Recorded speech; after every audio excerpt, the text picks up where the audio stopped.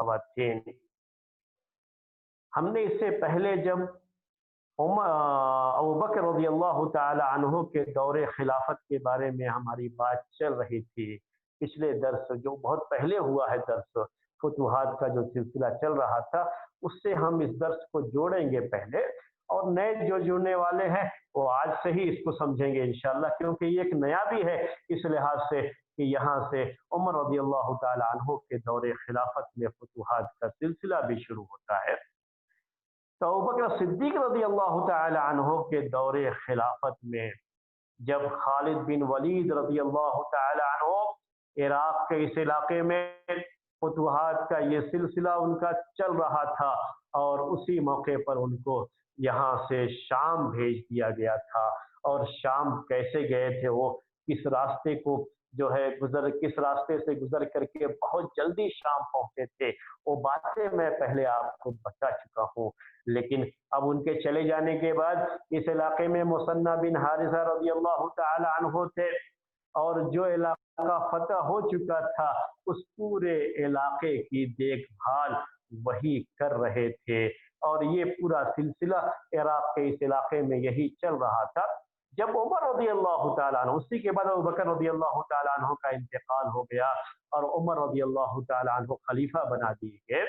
جب عمر رضی اللہ تعالیٰ عنہ خلیفہ بنے تو اس سلسلے کو عراق میں فتوحات کے سلسلے کو آگے بڑھانا ہے، اب مزید جو ہے آگے بڑھنا ہے، اس کے لیے انہوں نے خلیفہ بننے کے بعد مدینے میں صحابہ کرام کے سامنے یہ بات رکھی، ان کو اس بات پر ابھارا، یہ ان کی جو ہے خلافت کا پہلا سال تھا ابھی، اور ابوبکر صدیق رضی اللہ تعالی عنہ جن کو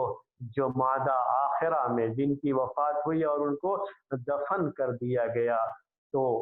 اس موقع پر عمر بن خطاب رضی اللہ تعالی عنہ نے اس کے جب خلیفہ بن گئے تو اہل عراق والوں سے جنگ کرنا اور مسلمان فوج جو وہاں پر ہے وہاں جانا، اس میں بھرتی ہونا، اور بھرتی ہو کر کے وہاں پہ جنگ میں جا کر کے جو ہے اپنا جو ہے حصہ اس میں جو ہے لینا، اپنا حصہ جو ہے پیش کرنا، یہ ساری چیزیں ان کے لیے کیا اجر و ثواب ہے، اللہ تبارک و تعالیٰ کے یہاں کتنا اجر و ثواب ہے ان کے لیے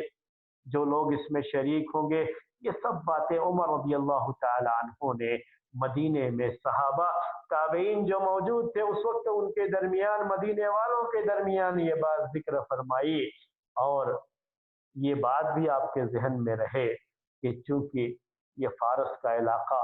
عراق وغیرہ کا یہ پورا جو علاقہ تھا وہ اس وقت وہ کسریٰ کی حکومت تھی۔ کسریٰ ہم نے آپ سے پہلے بھی ذکر کیا ہے اور بار بار آپ یہ سنتے رہتے ہیں کہ اس زمانے میں کسریٰ اور قیصر یہ شام کا علاقہ جو تھا، جو دوسرا ایک محاذ تھا، اس محاذ پر بھی جو ہے اسلامی فوج کی پیش رفت تھی، اور یہ ایک دوسرا محاذ تھا عراق کے علاقے میں جو کہ کسریٰ کے ماتحت تھا یہ پورا علاقہ۔ تو یہ کسریٰ اور قیصر اس زمانے کی دو بڑی طاقتیں تھیں، یہ سپر پاور،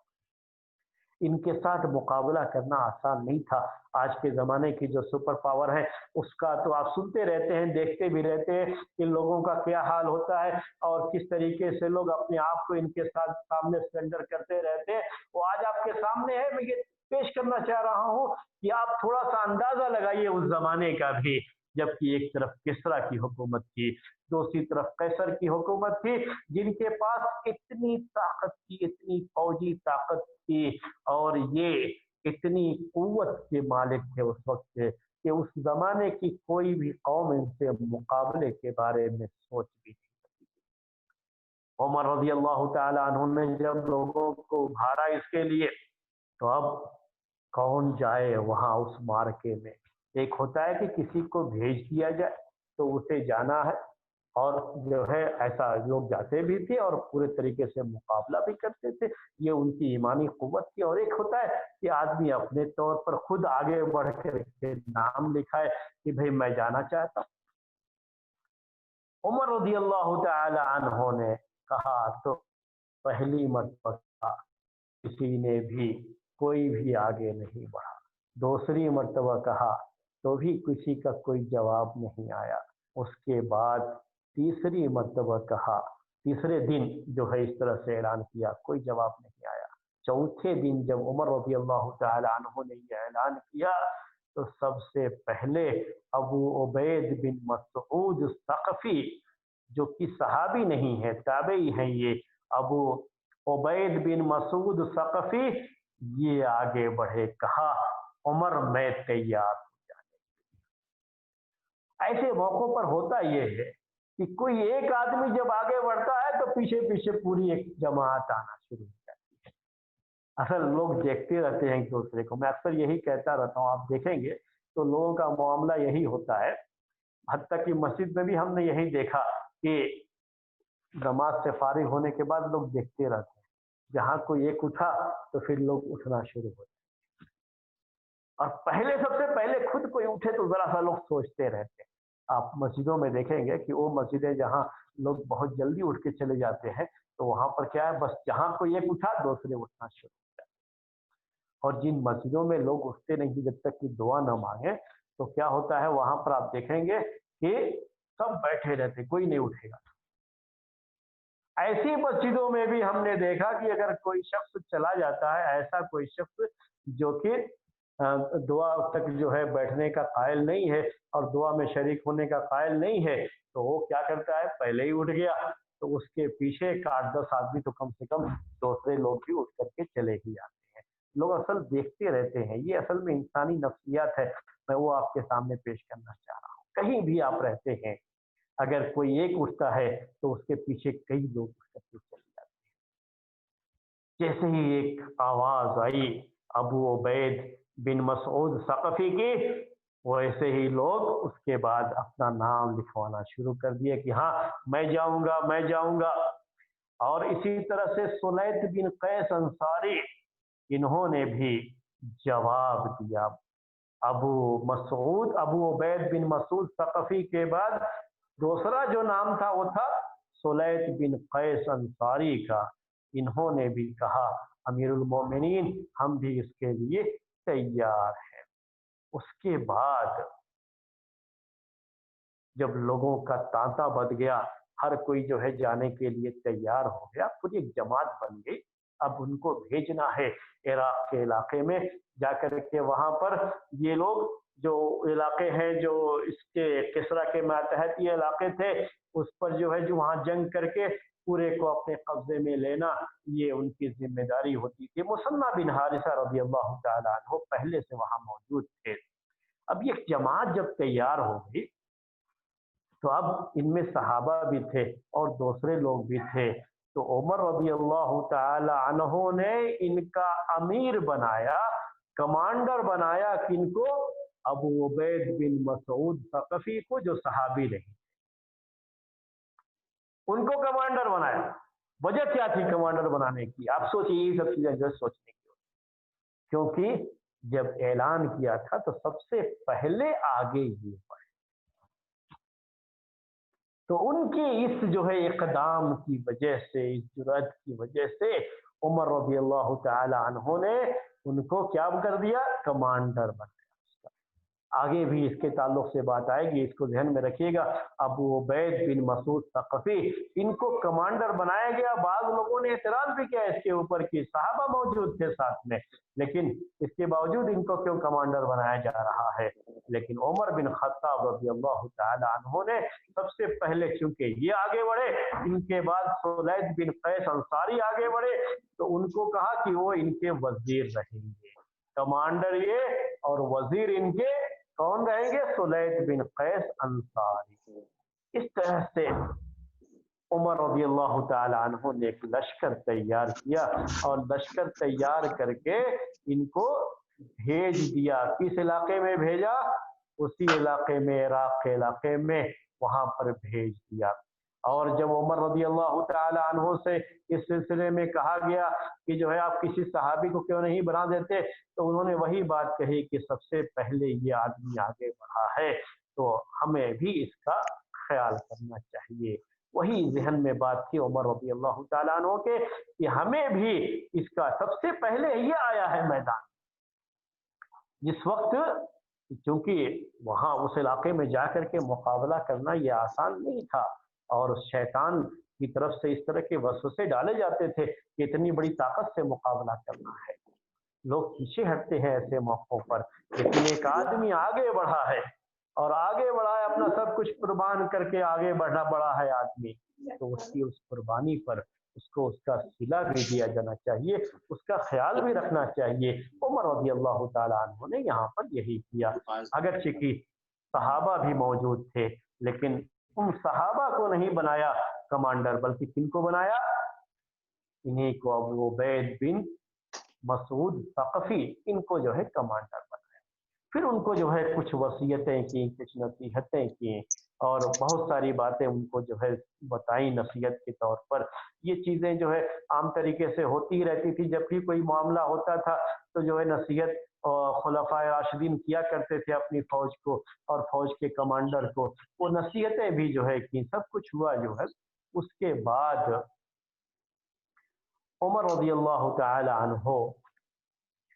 इनको यहाँ से रवाना किए, और रवाना करने के साथ मुसन्ना बिन हारिसा को भी ये हुक्म दिया गया कि वो भी इस लश्कर के साथ मिल जाएं आकर के। यानी यहाँ से जाएंगे अब या अबू उबैद बिन मसूद सक़फ़ी, और इसी लश्कर के साथ मुसन्ना बिन हारिसा भी। एक मुसन्ना बिन हारिसा जो उस जगह के लीडर थे, कायद थे, खालिद बिन वलीद चले गए थे वहाँ से, तो यही वहाँ के सिपह सालार थे, यही वहाँ के गवर्नर थे। सारा नज़्म इंतज़ाम इन्हीं के जो है ज़िम्मे था, और यही सारा इंतज़ाम कर रहे थे वहाँ पर। बड़े मशहूर जो है ये सहाबी है मुसन्ना बिन हारिसा, और बड़े मशहूर कायद भी थे, लीडर भी थे। कहा जाता है इनके ताल्लुक से, ये बात आप नोट कर लीजिए हमारी, कि खालिद बिन वलीद रज़ी अल्लाह ताला अन्हु के बाद अगर कोई फौजी कमांडरी में अगर किसी का कोई मकाम था, और जो है मुश्किल से मुश्किल हालात में किस तरीके से इस्लामी फौज को तरतीब दे करके मुश्किलात और परेशानियों से बाहर निकालना, ये हुनर खालिद बिन वलीद रज़ी अल्लाह ताला अन्हु के बाद अगर किसी को आता था, यानी सबसे ज्यादा, हालांकि तो जो है सारे लोगों को कुछ ना कुछ इल्म होता ही है, लेकिन अगर किसी को सबसे ज्यादा आता था और महारत रखता था इसमें, तो मुसन्ना बिन हारिसा थे। खालिद बिन वलीद के बाद सिपह सालारी में, कमांडरी में, फौज की कमांडरी में मुसन्ना बिन हारिसा का मेरे भाइयों ये मकाम। लेकिन मुसन्ना बिन हारिसा को भी ये हुक्म हुआ कि ये किसके मातहत लड़ेंगे वहां पर? अबू उबैद बिन मसूद सक़फ़ी, जो कि सहाबी भी नहीं थे, और जाहिर सी बात है कि इन सब के मुकाबले में वो महारत भी नहीं रखते थे। लेकिन चूंकि जब ऐलान किया गया तो सबसे पहले आगे ये बढ़े, तो उनके उस जो है उनकी उस सबकत का ख्याल करते हुए उमर रज़ी अल्लाह ताला अन्हु ने उन्हीं को कमांडर बनाया। कुर्बान जाइए खालिद बिन वलीद पर, कुर्बान जाइए मुसन्ना बिन हारिसा पर, जो उस जमाने के इतने बड़े बड़े कमांडर होने के बावजूद भी जब उन्हें ये हुक्म हुआ कि एक मामूली फौजी बन करके दूसरे के कमांडरी के नीचे वो काम करें, और जो है दुश्मन की फौज से लड़ें, तो कुछ भी दिल में मलाल आए बगैर ये लोग फौरन जो है तैयार हो गए, और जाकर के एक मामूली सिपाही की तरह से इस्लामी फौज में इन्होंने अपनी खिदमत पेश कर दी। आज आप इसका तसव्वुर नहीं कर सकते मेरे भाई। आप कुफार मुश्रिकीन को छोड़िए कि उनके सामने तो दुनिया ही सब कुछ होती है। मैं तो कह रहा हूँ मुसलमानों के बारे में, आज कोई मुसलमान आपको ऐसा नहीं मिलेगा जो अपनी कुर्सी छोड़ दे किसी और के लिए, और जिसका एक मकाम हो, एक मर्तबा हो, और उससे बहुत ही कमतर दर्जे के किसी आदमी को अगर उसकी जगह पर कमांडर बना दिया जाए, और फिर भी एक मामूली सिपाही की हैसियत से उसके मातहत काम करने के लिए वो तैयार हो जाए। जबान से कहने को डायलॉग तो कोई भी मार सकता है, लेकिन अमलन आप ये चीज नहीं, यहाँ तक कि जमीयतें तक़सीम हो जाती हैं, یہاں تک کہ جماعتوں کے شیرازے منتشر ہو جاتے ہیں، یہاں تک کہ مسلمانوں کی صفوں میں دراڑ پیدا ہو جاتی ہے، اختلاف و انتشار کا شکار ہو جاتے ہیں، لیکن کرسی سے چپکا ہوا شخص اپنی کرسی چھوڑنے کے لیے تیار۔ یہ ہمارا حال ہے اور یہ ان کا حال تھا۔ اسی لیے میں نے کہا میرے بھائیوں، یہ بہت بڑی خدمت ہے مثنی بن حارثہ کی طرف سے، خالد بن ولید کی طرف سے، اور ایک پورا نمونہ ہے امت کے لیے ان کی زندگی میں کہ وہ ان کے نمونوں کو سامنے رکھیں، کیونکہ یہ اللہ کے لیے کرتے تھے، کیونکہ یہ آخرت کے لیے کرتے تھے، دنیا ان کا مقصد نہیں تھا۔ اس لیے کبھی بھی یہ چیزیں اختلاف و انتشار کا سبب نہیں بنی۔ مثنی بن حارثہ رضی اللہ تعالیٰ عنہ کو آرڈر یہ ہوا کہ یہ بھی اس فوج کے ساتھ شامل ہو جائیں، وہ بھی اس فوج کے ساتھ ایک معمولی فوجی کی حیثیت سے اس میں شامل ہو گئے۔ اور جب یہ لشکر یہاں مدینے سے چلا اور یہ لشکر راستے میں عراق کے علاقے میں یہ لشکر پہنچا میرے بھائیوں، تو عمر رضی اللہ تعالی عنہ نے جہاں یہ لشکر بھیجا، اور اس لشکر کے اندر جو ہے باقاعدہ جو ہے ایک اچھی خاصی جو تقریباً 7,000 لوگ تھے، یہ جو ابو عبید بن مسعود ثقفی کے ساتھ مدینے سے جو لشکر چلا تو تقریباً اس میں 7,000 لوگ تھے، اور ابو عبیدہ جو ہے جو کہ شام کے علاقے میں تھے، اور جو لوگ خالد بن ولید کے ساتھ عراق سے گئے تھے ان کے ساتھ شام کے علاقے میں ابوبکر رضی اللہ تعالیٰ عنہ کے دور خلافت میں ابو عبیدہ رضی اللہ تعالیٰ عنہ کو خط بھیجا عمر رضی اللہ عنہ نے کہ آپ ان فوجیوں کو جو کہ عراق سے شام آئے تھے ان کو واپس بھیج دیجئے، اور وہ سب کی سب جا کر کے اب ابو عبید بن مسعود ثقفی کے جھنڈے تلے ان کے جو ہے کمانڈری میں یہ لوگ عراق میں آ کر کے ابھی دشمن سے مقابلہ کریں گے۔ تو ابو عبیدہ بن جراح نے وہاں سے جو ہے لوگوں کو بھیجا، تو 10,000 لوگ وہاں سے آئے، اور اس طریقے سے عمر رضی اللہ تعالی عنہ نے جریر بن عبداللہ بجلی کو بھی 4,000 دے کر کے فوج جو ہے دے کر کے یہ ان کو بھی بھیجا، اور اس طریقے سے یہ پوری اسلامی فوج اور مثنی بن حارثہ ان کے پاس بھی جو لوگ تھے وہ بھی آ کر کے ملے۔ اس طرح سے یہ لوگ جو ہے چلے وہاں سے،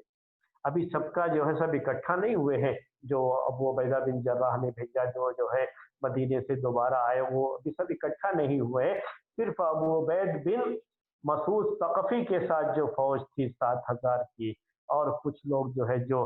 مثنی بن حارثہ کے ساتھ تھے، تقریباً 10,000 سے کچھ زیادہ لوگ پورے ہوتے تھے، یہ آپس میں ملے ابھی، اور مل کر کے عراق کے علاقے میں یہاں سے فتوحات کا سلسلہ شروع ہوتا ہے۔ عراق کے علاقے میں اور جو معاملہ تھا کسرا کا اس وقت، میں اس کے بارے میں بھی تھوڑی بات ذکر کر دوں کہ یہ فارس والے جن کی حکومت جو ہے وہ جو کسرا کہلاتی تھی حکومت، یہ فارس والے انہوں نے اس وقت ان کا بھی معاملہ جو ہے سلطنت کا حکومت کا ذرا جو ہے پریشان کن تھا، اور جو ہے بہت زیادہ ان کی حکومت بھی اس وقت ٹھہری ہوئی حکومت نہیں تھی، بڑی پریشان کن جو ہے حکومت جو ہے پریشانی کے دور سے گزر رہی تھی۔ تو اس وقت انہوں نے جو ملکہ جس کو اختیار کیا گیا وہ بوران بنت کسرا تھی، اور اسی کو انہوں نے وہاں پہ تاج اس کے سر پر جو ہے پہنایا کہ یہی ملکہ رہے گی، کسرا کی یہی ملکہ تھی بوران بنت کسرا، اور اس نے رستم کو پورے جو ہے عراق کے علاقے میں اور پورا جو ہے جو کسرا کا یہ تھا، یعنی کہ یہ کہ ان کی جو فوج تھی اس کا پوری فوج کا کمانڈر ایک طرح سے انہوں نے رستم کو بنایا۔ رستم یہ نام آپ نے بہت سنا ہوگا، جو ہے تو فارس والوں کے یہاں رستم کا یہ نام بہت مشہور نام ہے، تو بہت بڑا لیڈر، یہ بہت بڑا کمانڈر تھا یہ ان کا، تو وہ ایک پوری فوج کا کمانڈر اس کو بنا دیا گیا، ذمہ دار اس کو بنا دیا، اس بوران بنت کسرا نے اس کو بنایا۔ تو عراق کا معاملہ بھی یہی دیکھنے لگا، یعنی رستم یہی جو ہے دیکھنے لگا۔ اس کے بعد رستم اس نے کیا کیا وہاں سے ایک فوج جو ہے بھیجا، جو یہ مثنہ بن حارثہ اور ابو عبید بن مسعود ثقفی، یہ جو مل کر کے ان کی جو فوج بنی 10,000 کے قریب فوج، یہ یا 10,000 سے زیادہ فوج، ان کے مقابلے کے لیے رستم نے بھی اپنی ایک جو ہے فوج وہاں کی کسرا کی ایک فوج بھیجی۔ اور اس سلسلے میں ان کی پہلی جنگ کہاں ہوئی تھی؟ تو اس کو پہلی جنگ کو کہا جاتا ہے معرکۃ النمارق۔ یہ ہجرت کے 13ویں سال عمر رضی اللہ تعالی عنہ کے خلیفہ بننے کے یہ دو تین مہینے کے بعد کی بات ہے، رجب شعبان نہیں بلکہ صرف 2 مہینے کے بعد کی بات ہے، کیونکہ شعبان کے مہینے میں ہی یہ جنگ پیش آئی تھی۔ عمر رضی اللہ تعالیٰ عنہ نے مدینے سے یہ فوج بھیجی، اور مدینے سے جب یہ فوج بھیجی تو وہاں کے جو لوگ تھے، رستم نے خاص طریقے سے جو وہاں کسان وغیرہ موجود تھے اور جنہیں دہقان یا جو ہے جو آبادیاں تھیں وہاں اس علاقے میں، عراق کے اس علاقے میں، ان آبادیوں کو ان کو جو ہے مسلمانوں کے خلاف ابھارا، اور باقاعدہ جو ہے لوگوں کو اسلامی فوج کے خلاف اس طرح سے ابھارا کہ جب یہ لوگ آگے بڑھے اور دونوں ایک جو ہے ایک جگہ پر اکٹھا ہوئے تو اس موقع پر باقاعدہ جب یہ فوج اکٹھا ہو گئی، اسلامی فوج، ابو عبید ثقفی ایک طرف اور ایک طرف مثنہ بن حارثہ، یہ بھی وہاں پر پہنچ گئے، تو جب سب لوگ مل گئے تو وہاں سے دشمن کی فوج سے ان کا مقابلہ شروع ہو گیا۔ اور جب دشمن سے فوج کا مقابلہ شروع ہوا تو پہلا یہ مقابلہ جو ہوا تھا وہ نمارق ایک جگہ ہے، اس جگہ میں یہ مقابلہ شروع ہوا۔ اور جب یہ مقابلہ شروع ہوا تو اہل فارس اور ان کے درمیان، مسلمانوں کے درمیان بڑا سخت مقابلہ ہوا۔ اس میں دشمن کی طرف سے جو کمانڈر تھا وہ جابان نام تھا اس کا، وہ جابان نام تھا، اور ساتھ میں مردان شاہ، یہ ایک جو ہے دوسرا جو ہے شخص تھا جو دشمن کی فوج میں کمانڈر کی حیثیت رکھتا تھا۔ ان کے ساتھ مقابلہ ہوا، دشمن کی فوج کے ساتھ جب مقابلہ ہوا، سخت مقابلہ ہوا، لیکن آخر کار دشمن کی یہ فوج ہار گئی، اور اسلامی فوج ابو عبید بن مسعود ثقفی کی سپہ سالاری میں، ان کی کمانڈری میں یہ جنگ جیت گئی۔ جو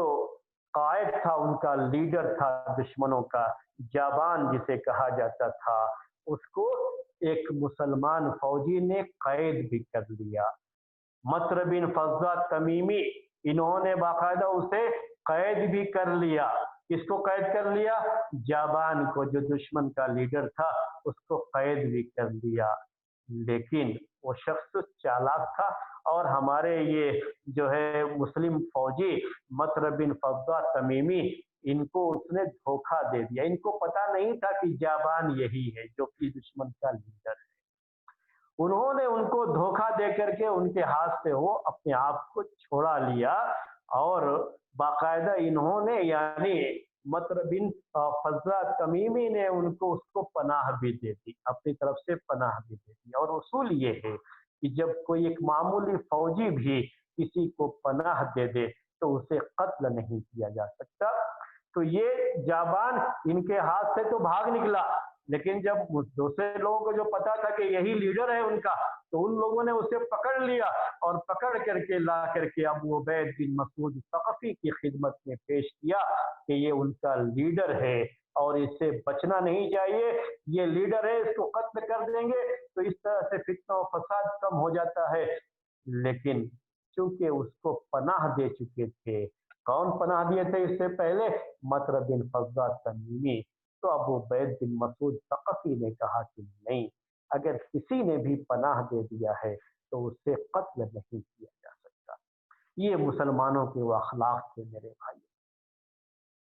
اور اس طریقے سے وہ جو ہے پابندی کرتے تھے جنگی اصول کی بھی، کہ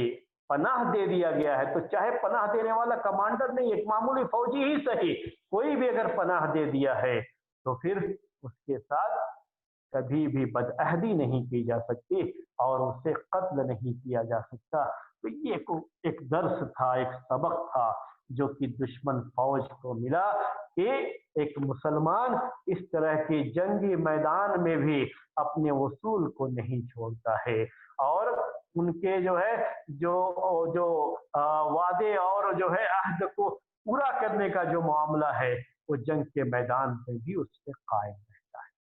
ये इलाका उन्होंने फतह कर लिया, ये जंग, इसमें मुसलमान कामयाब हो गए। अब उसके बाद आगे बढ़े तो दूसरा कसकर नामी जगह पे सकातिया जो है एक मारका पेश आया, कसकर नामी जगह पे, और वहां पर नरसा एक शख्स है, नरसा है, नरसा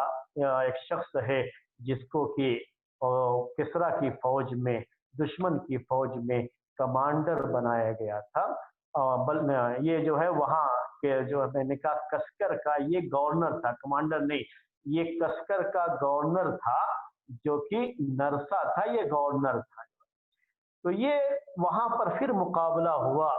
कसकर नामी जगह में, कसकर जो शहर था उसमें सकातिया नामी जगह थी एक, वहां पर जो है इनका मुकाबला हुआ। और ये जगह ऐसी थी कि यहाँ पर बहुत माल था, यानी बड़ी दौलत थी यहाँ पर, यहाँ तक कि इनके खजाने जो थे, खजाने में भी बहुत माल पड़ा हुआ था, और खाने पीने का जो सामान इनके यहाँ था वो भी बड़े उम्दा उम्दा, बड़े आला किस्म के खाने पीने के सामान इनके यहाँ जखीरा किए हुए थे। तो ये एक ऐसा इलाका था जहाँ पर जो गवर्नर था यहाँ का, जिसको मैंने अभी कहा नरसा, ये उनका गवर्नर था, ये तो खूब खाता पीता था, लेकिन जो वहाँ किसान लोग थे, जो दूसरे लोग थे, देहाती लोग थे, जो काम करने वाले लोग थे, उनको कभी ये चीजें नसीब नहीं होती थी। जो खाने पीने की चीजें इनके यहाँ होती थी वो उन्हें नसीब नहीं हुआ करती थी। और ऐसे कसकर नामी जगह पे अबू उबैद जो कि इस्लामी फौज के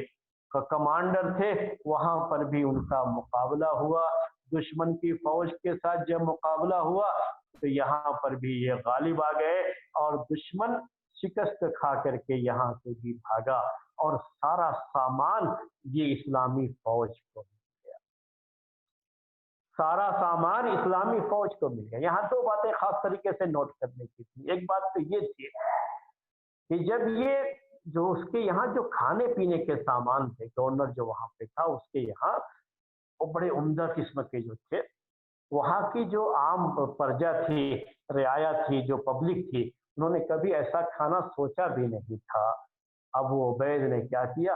सब में उन वहाँ के लोगों को ला करके शरीक क्या किया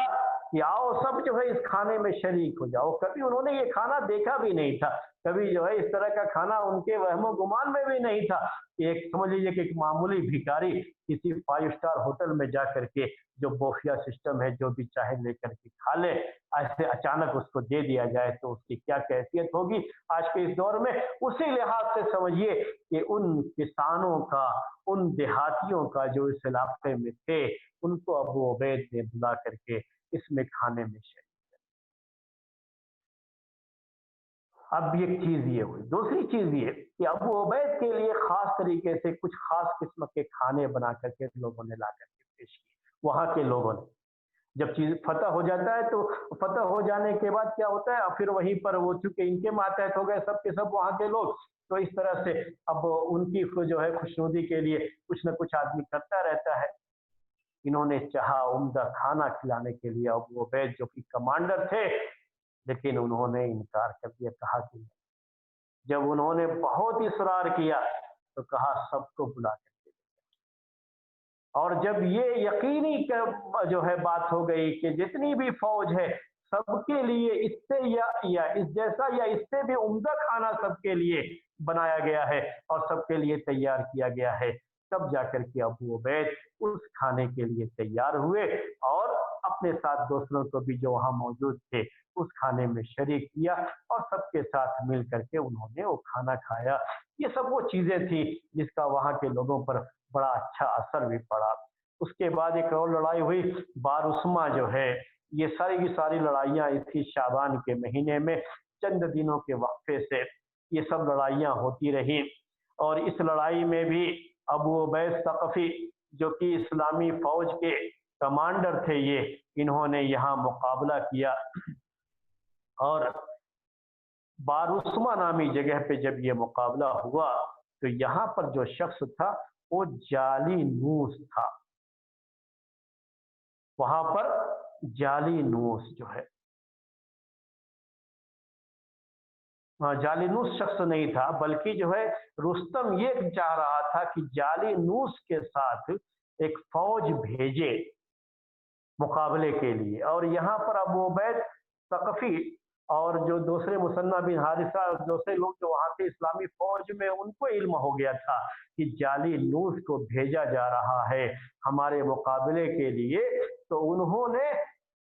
कबल इसके कि ये पहुंच जाए यहाँ पर, उन्होंने इनके ऊपर हमला कर दिया। इस तरीके से ये तीसरी जो जगह थी, वो तीसरी जगह बारुस्मा, ये भी मुसलमानों के कब्जे में आ गई और इस तरह से इन्होंने यहाँ पर भी जो है कब्जा कर लिया। वहाँ के लोगों के साथ सुलह भी हो गई और मुसलमानों के ज़ेर हुकूमत ये इलाका भी आ गया। उसके बाद असल जो आपको आज के दर्स में जिस जंग के बारे में मुझे पेश करना है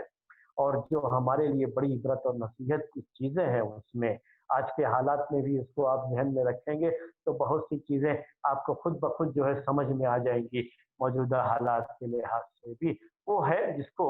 अरबी ज़बान में मारिक़तु जिस्र कहा जाता है। जिस्र कहते हैं पुल को। ये भी उसी शाबान के महीने में ही और हिजरत का 13वां साल था, यानी अभी चंद महीने ही हुए थे उमर रज़ियल्लाहु ताला अन्हु को खलीफा बने हुए। उस मौके पर ये जंग पेश आई थी। ये वो जंग है जो आप में से हर एक को याद रखें। ये वो जंग है जिसमें मुसलमान शिकस्त खा गए थे। इसीलिए हमने कहा कि खास तरीके से आपको याद रखें। अभी अभी हमने आपके सामने जिक्र किया कि नमारिक, उसके बाद सकातिया और उसके बाद फिर बारुस्मा, इन 3 इलाकों में जो जंगें हुई, मुसलमान उसमें जो है फतहयाब रहे, कामयाब रहे। उसके बाद ये पुल वाली लड़ाई जिसे कहा जाता है, इसका मसला क्या हुआ कि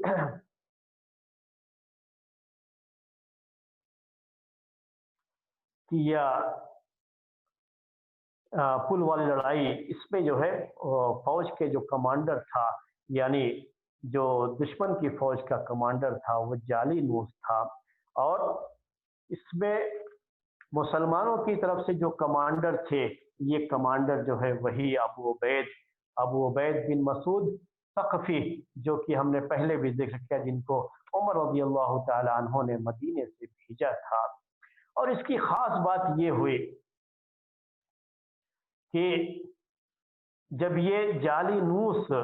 जो कि इससे पहले वाली जंग में ही उसको भेजा था रुस्तम ने और आया था और वहां से फिर वो भाग गया था। मैंने आपसे जिक्र किया कि जो है वो भाग गया था वहां से और रुस्तम ने फिर जो है एक फौज भेजी थी और बड़ी फौज भेजी थी। और उस बड़ी फौज में बहमन जाज़वै, ये नाम आपको याद रखना है यहाँ से, जो है मुसलमानों में अबू उबैद बिन मसूद सक़फ़ी और दुश्मन की फौज के लिए, जिसे रुस्तम ने नया जो है नई फौज, जो बड़ी फौज भेजी थी और बड़ी तैयारी के साथ जो फौज भेजी थी, वो जो है उसका लीडर था बहमन जाज़वै। और किसरा का जो खास झंडा होता था, उस झंडे को उनको दिया गया था। और साथ ही में एक खास बात और उसमें ये रखी गई थी कि हाथी जो कि बड़े ही जो है तजुर्बा, जिनको बाकायदा सुधाया गया हो, यानी एक तरह से ये भी फौजी समझ लीजिए, दुश्मन की फौज के ये फौजी हैं हाथी। जो आम हाथी जो है, आम हाथी नहीं थे ये, बल्कि इन हाथियों को ट्रेंड किया गया था लड़ने के लिए। ऐसे हाथी भेजे गए थे और इन हाथियों में एक सफेद हाथी भी था, जिसका बड़ा जो है शोर था उस जमाने में। और दुश्मन से मुकाबले के लिए जिसका बड़ा नाम था सफेद हाथी, वो भी हाथी था। तो बहमन जाज़वै, ये नाम आप याद रखिए। और साथ में अबू उबैद सक़फ़ी, जो मुस्लिम फौज के लीडर हैं, वो नाम याद रखिए आप। बकिया चीजें तो जानवी चीजें हैं, वो आपको याद न रहे तो कोई हरज नहीं है। مسلمانوں کی فوج تقریباً 10,000 تھی، اور ان کے مقابلے کے لیے جو فوج آئی تھی ان کی تعداد ان کے مقابلے میں بہت زیادہ تھی۔ اور سب سے زیادہ مسلمانوں کے لیے جو پریشانی کی چیز تھی، وہ پریشانی کی چیز یہ تھی کہ اس فوج میں ہاتھی تھے، اور یہ ہاتھی ٹرینڈ قسم کے ہاتھی تھے جن کو باقاعدہ فوجی ٹریننگ دی گئی تھی، عام ہاتھی نہیں تھے، ان سے مقابلہ کرنا خود مشکل۔ پھر ان ہاتھیوں کے گلے میں گھنٹیاں باندھ دی گئی تھیں، ایسی گھنٹیاں تھیں کہ اس کی آواز سن کر کے گھوڑے بدک کر کے بھاگنے لگتے ہیں، اور مسلمانوں کے پاس یہی گھوڑے تھے لڑنے کے لیے، اور یہ گھوڑے ہاتھیوں پہ جو ہے کہ گلے کی جو گھنٹیاں ہیں اس کو سن کر کے وہ بھاگنے والے، یعنی ایسی گھنٹیاں ہیں جس سے گھوڑے بھاگ جاتے، یعنی دوسرے الفاظ میں یوں کہہ لیجئے کہ بڑی تیاری کے ساتھ وہ لوگ آئے ہوئے تھے مقابلے کے لیے اس جو ہے جنگ کے اندر۔ اور بہمن جاذبیہ ان کا جو کمانڈر تھا وہ بھی بڑا مشہور کمانڈر تھا، اس کو ذو الحاجب کہا جاتا تھا۔ اس کی حاجب جو ہے یہ آنکھ کے اوپر جو آپ بال دیکھتے ہیں نا، تو اسی کو عربی زبان میں حاجب کہا جاتا ہے، تو اس کا یہ بال بہت بڑے بڑے تھا، اسی لیے اس کو ذو الحاجب کہا جاتا تھا، اور بڑی ڈراؤنی شکل اس کی بنتی تھی بہمن جاذبیہ۔ اور یہ اپنی اس کے لیے مشہور بھی تھا کہ دشمن دیکھ کر کے ہی اسے خوف کھا جاتا تھا، تو ایسے لوگوں کو بھیجا۔ اب ایک معاملہ یہاں یہ ہوا کہ پہلے بہمن جاذبیہ نے اپنے یہاں سے ایک آدمی کو بھیجا، اپنے یہاں سے ایک آدمی کو بھیجا، وہ آدمی جو ہے اس کا کام یہ تھا کہ جا کر کے ان کے مسلمانوں کے لیڈر سے یہ بات کرے کہ آپ لوگ نہر پار کر کے، نہر کیا، یہ دریا، دریا کون سا تھا، یہ دریائے فرات، یہ آپ دجلہ اور فرات عراق کے جو ہے مشہور دریا ہے، وہ نام سنتے رہتے ہیں آپ، تو یہ وہی دریا تھا فرات دریا، اس کے اوپر ایک پل بندھا ہوا تھا، اس زمانے کا پل یہ، یعنی برج آپ کہہ لیجئے انگلش میں، تو اس زمانے کا یہ برج تھا، اور ایک طرف وہ تھا بہمن جاذبیہ اور دوسری طرف مسلمانوں کی فوج تھی۔ اب مقابلہ کرنا ہے تو ایک دوسرے کے مقابلے میں جانا ہے، تو اس نے کہلوا کر کے بھیجا اس انداز سے کہ مسلمانوں کو یہ محسوس ہو کہ جو ہے یہ کہاں بیچارے پار کر کے جائیں گے، اتنی کہاں ان کے پاس جو ہے بہادری ہے کہ پار کر کے جائیں گے، اس انداز سے آ کر کے اس شخص نے کہا، تو ابو عبید بن مسعود ثقفی ذرا جذبے میں آ گئے اور انہوں نے کہا کہ ہم پار کر کے جائیں، ہم پار کر کے جائیں گے، یہ برج سے پار کر کے ہم جائیں گے ان سے مقابلے میں۔ یہاں مسلمانوں میں جو دوسرے لوگ تھے اور ان میں سے اچھے اچھے لیڈر بھی موجود تھے، ایک خاص نام تو مثنیٰ بن حارثہ رضی اللہ تعالی عنہ کا ہے، جو اس علاقے کے بارے میں بہت اچھی طرح سے جانتے تھے، بڑا اچھا تجربہ رکھتے تھے۔ انہوں نے بھی اور دوسرے لوگوں نے بھی مشورہ دیا ابو عبید بن مسعود ثقفی کو کہ آپ یہ پل پار کر جانے کی غلطی نہ کریں، بلکہ ان کو پل پار کر کے آنے دیجیے۔ سب نے ان کو مشورہ دیا، لیکن انہوں نے کسی کا مشورہ نہیں دیا۔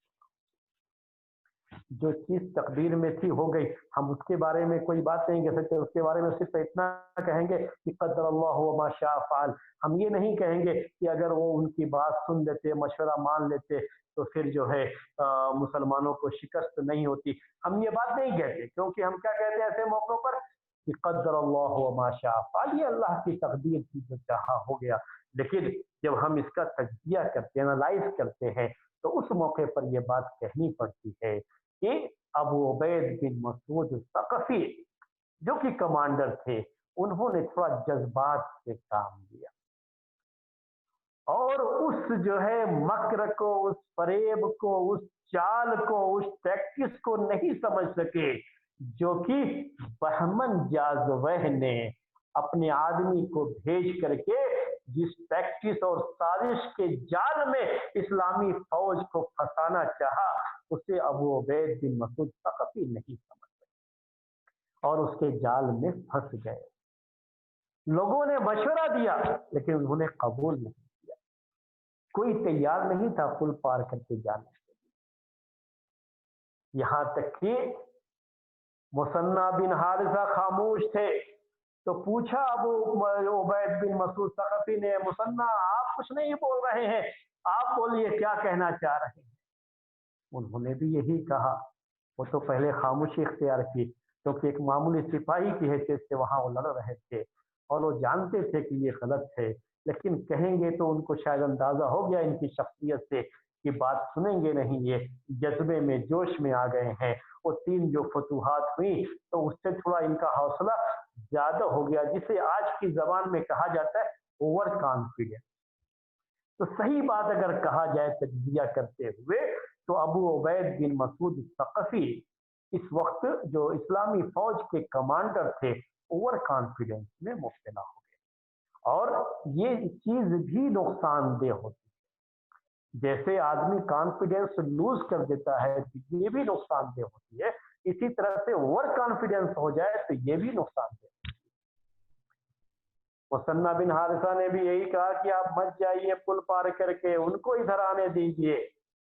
लेकिन इन्होंने कहा, मुसन्ना बिन हारिसा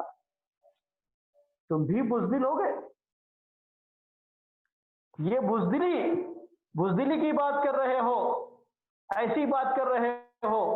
यानी उन्होंने इनके बारे में भी यही बात कही कि ये पुल पार करके न जाना ये बुजदिली होगी। और बाकायदा जो है जो जाल बिछाया था बहमन जाजवह ने, उस जाल में वो फंस गए थे। यानी उन्होंने क्या कहा था, आपको जो है फिर से जिक्र कर दूं, कहा कि हम मौत, उनके सामने जो कि बहमन जाजवा की तरफ से जो आदमी आया था सफीर बन करके, एम्बेसडर बन करके, या कहिए कि उनकी तरफ से रिप्रेजेंटेटिव जो है जो आदमी आया था, उसके सामने यही बात कहा कि हम मौत को उनसे ज्यादा गले लगाने वाले, वो क्या पुल पार करके आएंगे, हम पुल पार करके जाएंगे। वो जज्बात उन्होंने दिखाए थे, सबने मना किया लेकिन ये नहीं माने। और चूंकि कमांडर थे, इसलिए कमांडर होने की वजह से उनकी बात मानना जरूरी है, हर फौजी के लिए इताअत जरूरी है। सब समझ रहे थे कि वो गलत कर रहे हैं, लेकिन अमीर की इताअत जरूरी है, तो अमीर की इताअत में ये सब के सब पीछे पीछे उनके चले। मशवरा देने में मशवरा दिया कि ये गलत है, लेकिन जब नहीं माना आदमी तो क्या करेंगे, सामने वाला जब नहीं माना तो सब के सब चले गए मेरे भाइयों। और जब गए वहां जब मुकाबला हुआ, मुसलमानों ने बहुत डट करके मुकाबला किया। दुश्मन की फौज के भी अच्छे खासे लोग मारे गए, लेकिन परेशानी जो थी इनके लिए, अभी मैंने आपसे जिक्र किया कि ये ट्रेंड किस्म के हाथी लेकर के आए, और इन हाथियों की वजह से, और हाथियों के गले में जो घंटियां बधी हुई थी, उनकी वजह से बहुत परेशानी हुई। घोड़े बिदक करके भागना शुरू हो गए। जब घोड़े भागना शुरू होंगे, वो आगे से घोड़े जो है भाग करके आ रहे हैं, तो क्या हाल होगा, इसमें कोई शुबहा नहीं है कि अबू उबैद बिन मसूद सकफी उन्होंने जी जान से मुकाबला किया। बहादुर थे, जोश में आ गए थे, और बहादुरी में तो कोई कमी नहीं थी। अरब की ये पूरी कौम बड़ी बहादुर थी, पूरा इस्लामी लश्कर बहादुरी के इस जो है समंदर में डूबा हुआ था, इसमें कोई शुबहा नहीं है। जी जान से लोगों ने मुकाबला किया, लेकिन हाथियों पर से ये लोग जो तीर बरसाते थे, और फिर ये घोड़े जो बिदक रहे थे, मुकाबले में हाथियों के सामने नहीं जा पा रहे थे, इसकी वजह से बहुत परेशानी हो गई। तो अबू उबैद बिन मसूद सकफी ने लोगों से कहा कि अपने घोड़ों से उतर जाओ और घोड़ों को छोड़ दो, अब हम जमीन पर ही मुकाबला करेंगे उनसे। अब क्योंकि हाथियों के सामने ये घोड़े आ नहीं पा रहे हैं, जो घंटी बज रही है उससे घोड़े बिदकते जा रहे हैं। ये घोड़े जब उधर से भाग करके आ रहे हैं, तो पीछे जो फौज में लोग थे, उनमें एक तरह से भगदड़ मच गई। वो समझे कि शायद सबके सब मारे गए हैं, और अब ये घोड़े जो है उनके जो है जो सवार थे इनके ऊपर, सबके सब मारे गए, अब ये भाग रहे हैं। तो लोगों ने जो भागना शुरू किया, भगदड़ जो मची, तो इसमें बहुत सारे लोग उस दरिया में डूब करके भी मर गए। جھگڑ کا ایک مسئلہ ہو گیا۔ ایسے وقت میں ابو عبید بن مسعود ثقفی نے بڑے جی جان سے مقابلہ کیا۔ پہلے ہی انہوں نے یہ طے کر رکھا تھا کہ اگر میں مارا گیا تو میرے بعد فلاں، ان کے ایک بھائی تھے وہ کمانڈر بنیں گے، پھر ان کے 3 بیٹے لگاتار کمانڈر بنیں گے، اگر وہ مارے جائیں گے تو پھر ان کے ایک بھائی تھے وہ کمانڈر بنیں گے، ان سب کے مارے جانے کے بعد مثنی بن حارثہ کمانڈر بنیں گے۔ یہ پہلے سے انہوں نے لڑائی سے پہلے ہی یہ طے کر رکھا تھا۔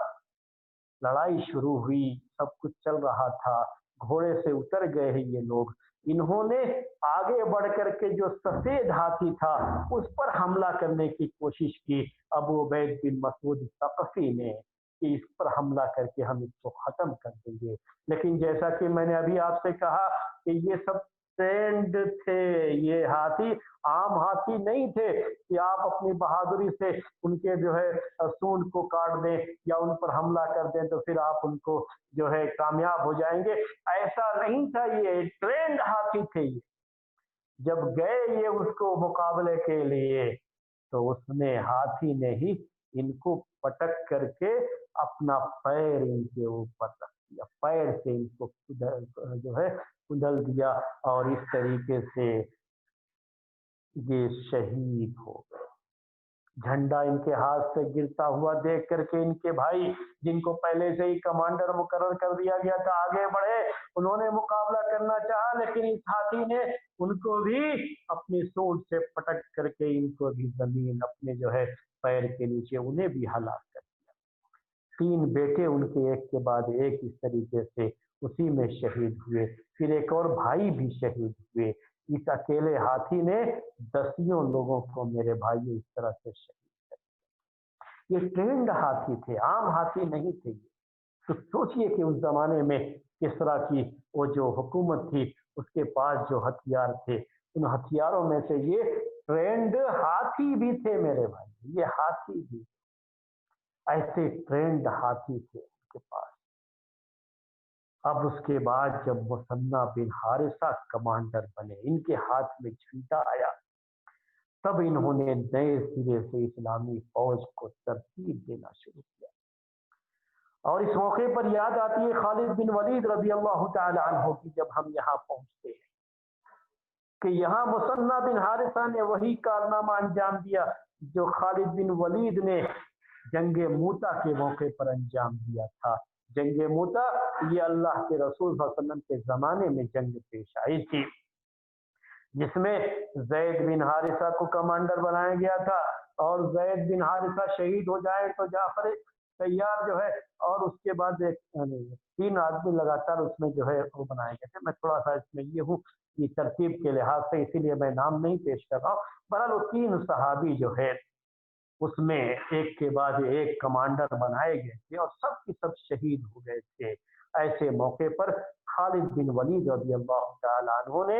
اسلامی فوج کا جھنڈا اٹھایا اور بڑے اچھے انداز سے فوج کو ترتیب دے کر کے آہستہ آہستہ فوج کو ان کے چنگل سے بچا کر کے مدینہ واپس لے کر کے آئے تھے۔ یہاں ہمیں ان کی یاد آتی ہے کہ مثنی بن حارثہ نے ٹھیک یہاں پر وہی کام کیا۔ اسی لیے میں نے پہلے آپ سے کہا تھا کہ خالد بن ولید کے پاس جو جنگی چالیں اور جنگی مہارت کی تقریباً اسی انداز کی چیزیں مثنی بن حارثہ کے پاس۔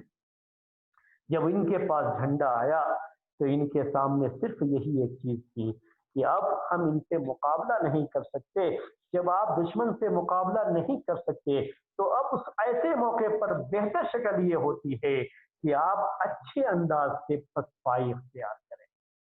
ایسا نہ ہو کہ دشمن پوری فوج کو ختم کر دے یا قیدی بنا لے اور سب کچھ ختم ہو جائے، ایسا نہیں، بلکہ میدان سے اس انداز سے پیچھے ہٹیں کہ جتنی بھی فوج بچی ہوئی ہے ان کو بچا لے جائیں اور دوبارہ پھر جو ہے اکٹھا ہو کر کے مقابلہ کر سکتے ہیں۔ اگر ایسا ہوا کہ سب کی سب ہلاک ہو گئے تو پریشانی زیادہ ہو جائے گی، تو ایسے موقع پر یہی کیا جاتا ہے۔ مثنی بن حارثہ رضی اللہ تعالیٰ عنہ نے صحابہ کو اور جو دوسرے لوگ تھے اس میں فوج میں ان کو آوازیں دی، آوازیں دے کر کے اپنے قریب بلایا اور قریب بلایا. اس میں ایک بات اور پہلے ذکر کر دوں آپ کے سامنے. ایک غلطی اور ہوئی تھی. ایک غلطی تو یہ ہوئی تھی کہ پل پار کر کے اس طرف گئے تھے. دوسری غلطی ایک یہ ہو گئی تھی کہ عبداللہ بن مرثد ثقفی نے جب یہ دیکھا کہ مسلمان فوج اب یہاں پر پسپائی اختیار کر رہی ہے، یہ شکست کھا رہے ہیں اور ایک کے بعد ایک لوگ شہید ہوتے جا رہے ہیں، تو کہیں ایسا نہ ہو کہ سب لوگ بھاگ جائیں. تو انہوں نے آگے بڑھ کر کے پل ہی کاٹ دیا. عبداللہ بن مسعود ثقفی نے کیا کیا؟ پل ہی کاٹ دیا تھا. یہ دوسری غلطی وہاں پہ ہو گئی. ان کا مقصد بھی نیک تھا. ان کا مقصد کیا تھا کہ لوگ پوری بہادری سے لڑیں. یہ سمجھ رہے کہ ہمارے لیے بس یہی ہے کہ یا تو ہم دشمن کے ساتھ مقابلہ کریں ورنہ اب ہمیں پیچھے جانے کا کوئی راستہ نہیں. ہمارے پیچھے یہ دریا ہے، سامنے دشمن ہے اور دشمن سے ہم مقابلہ کرتے ہوئے جامع شہادت نوش فرمائیں یا تو ہم دشمن پر فتح پائیں. واپسی کے لیے ہمارے سارے راستے بند رہیں. انہوں نے بھی ایک نیک مقصد سے کیا لیکن یہ غلطی تھی. ہمیشہ جذبات سے کام نہیں ہوتا، ہوش کو بھی ساتھ میں رکھنا پڑتا ہے. بہرحال یہ غلطی ان سے ہو گئی. اور اب کیا کیا؟ مثنیٰ بن حارثہ رضی اللہ تعالی عنہ نے فوج کو اکٹھا کر کے ان کو بلا کر کے دشمن سے مقابلے میں ڈٹ گئے. اب یہی سوچئے کہ اتنی بڑی فوج کا اب بہت چند ہزار لوگ رہ گئے تھے، یہی لوگ مقابلہ کر رہے تھے، ڈٹ کے مقابلہ کر رہے تھے. اور مثنیٰ بن حارثہ نے بعض لوگوں کو حکم دیا کہ آپ لوگ پل باندھیے، جو توڑ دیا گیا پھر سے اسے صحیح کیجیے پل کو. اور آہستہ آہستہ وہ پیچھے ہٹتے گئے اور لوگوں سے کہتے گئے کہ آہستہ آہستہ آپ پل پار کر کے اس سائڈ میں جائیے. آپ اس کو کہتے ہیں باوقار اور باعزت انداز سے پسپائی اختیار کرنا. تو یہی مثنیٰ بن حارثہ نے یہی کیا کہ جب شکست ہوئی ہے تو شکست جو ہے یہ ہار باعزت قسم کی ہار ہو. لے کر کے جب وہ پیچھے ہٹے، دیکھیے یہاں کمانڈر جو ہمارے لیے بڑی نصیحت کی بات ہے، یہ جو اہم کمانڈر تھے مثنیٰ بن حارثہ، انہوں نے آخر تک مقابلہ جاری رکھا اور سب کو آپ پیچھے کرتے گئے. خود ابھی سامنے ہیں دشمن کے، خود پہلے اپنے آگے بھاگ جائیں ایسا نہیں کیا. انہوں نے دوسرے لوگوں کو پہلے بچایا. یوں سمجھ لیجیے کہ آج کے زمانے کے لحاظ سے یہ ہوائی جہاز کے کپتان ہیں، ہوائی جہاز چلانے والے، کہ جس کے بارے میں یہ رہتا ہے کہ پہلے پورے سوار اتر جائیں گے، اس کے بعد ہی جو جہاز کا عملہ ہوتا ہے کام کرنے والے لوگ، ان کو جو ہے پیراشوٹ جو ہے باندھ کر کے اترنے کی اجازت ہوتی ہے یا جو ہے کودنے کی اجازت ہوتی ہے. بالکل ایسے ہی یہاں کمانڈر کا حق ادا کرتے ہوئے انہوں نے کمانڈری کا حق ادا کرتے ہوئے وہ پورے طریقے سے اپنے مقابلے میں ڈٹے رہے، لوگوں کو باعزت طریقے سے پیچھے کرتے گئے. آخر میں سلیت بن قیس جن کا نام شروع میں آیا تھا، یہ وزیر جن کو بنایا تھا عمر رضی اللہ تعالی عنہ نے، آپ نے جو ہے یہ نام یاد رکھا ہوگا. میں نے کہا تھا آپ سے کہ اس کو یاد رکھیے، سلیت بن قیس انصاری یہ رہ گئے تھے اور ابو عبیدہ اور مثنیٰ بن حارثہ رہ گئے تھے. تو کہا سلیت نے مثنیٰ سے کہ آپ چلے جائیے، میں ان کے سامنے کھڑا ہوں، ڈھال بن کر کے میں کھڑا ہوں، میں شہید ہو جاؤں کوئی بات نہیں، آپ چلے جائیے. اور مثنیٰ بن حارثہ رضی اللہ تعالی عنہ کی خواہش یہ تھی کہ سلیت چلے جائیں اور میں مقابلے میں ڈٹا رہوں گا. تو سلیت نے کہا کہ نہیں میرے بھائی، میں یہ چاہتا ہوں کہ میں اپنے ساتھیوں سے اور اللہ کے رسول صلی اللہ علیہ وسلم سے جا کر کے ملوں، اور جا کر کے جب میری ملاقات ہو اللہ کے رسول سے اور آپ پوچھیں مجھ سے کہ پوری قوم کو کس کے حوالے کر کے آئے ہو، کس کے جو ہے سپرد کر کے آئے ہو، تو میں میرے بھائی مثنیٰ یہ کہہ سکتا ہوں کہ میں ان کے ساتھ مثنیٰ کو چھوڑ ان کے کمانڈر کون؟ مثنیٰ بن حارثہ کو ان کے ساتھ چھوڑ کر کے آیا ہوں میں، جو ان کی اچھی طرح سے دیکھ بھال کر سکتے ہیں. لیکن اگر آپ شہید ہو گئے اور آپ سے پوچھا اللہ کے رسول نے کہ کن کے حوالے کر کے آئے ہو میری جو ہے امت کو، تو آپ کیا جواب؟ اس علاقے کو آپ اچھی طرح سے جانتے ہیں. اور یہاں کس طرح سے دشمن سے مقابلہ کیا جاتا ہے آپ کو اچھی طرح سے علم ہے۔ آپ جتنی اچھی طرح سے معاملے کو جو ہے سنبھال سکتے ہیں میں نہیں سنبھال سکتا۔ اس طرح سے سلیط بن قیس انصاری نے زبردستی کیا مثنیٰ بن حارثہ کے ساتھ کہ نہیں آپ جائیے، اور ان کو بھیجا، اور خود جو ہے مقابلے کے لیے ڈٹ گئے اور شہید بھی ہو گئے۔ اور اسلامی فوج اب یہ پل پار کر کے مثنیٰ بن حارثہ کے ساتھ اس سائڈ میں چلی جائے۔ دیکھیے اللہ تبارک و تعالی کی طرف سے کیسے ان کے لیے اب مدد نازل ہوتی ہے۔ چند باتیں ابھی رہ گئی، وقت بہت ہو گیا، وہ میرا جو وقت تھا وہ ختم ہو گیا، لیکن میں چاہ رہا تھا کہ یہ پوری جو ہے بات آج آپ کے سامنے پیش کر دو۔ پوری بات تو نہیں ہو سکتی، اس لیے میں انشاءاللہ ہمارے لیے جو نصیحت کی باتیں ہیں اس میں، اور پھر اللہ تعالیٰ کی مدد کیسے آتی ہے ان کے لیے جب اتنا سب کچھ کرتے ہیں، تو اللہ تعالیٰ مدد بھیجتا ہے، اور جب غلطیاں کرتے ہیں تو غلطیوں سے سبق حاصل کرنے کے لیے شکست کا بھی سامنا کرنا پڑتا ہے، اور اس وقت اللہ تعالیٰ کی مدد نہیں آتی ہے۔ یہ سب چیزیں ہیں جو ہمیں نصیحت، جس میں جو نصیحت کی چیزیں ہیں، ہم انشاءاللہ آئندہ ہفتے چند اس طرح کے پوائنٹ آپ کے سامنے پیش کریں گے۔ آج کا یہ درس ہم یہیں پر ختم کرتے ہیں، اور اسی پر جو ہے اپنی بات کو یہاں پہ ختم کرتے ہیں۔ سیرت کے اس درس میں اس کے بعد عربی کی کلاس ہوگی۔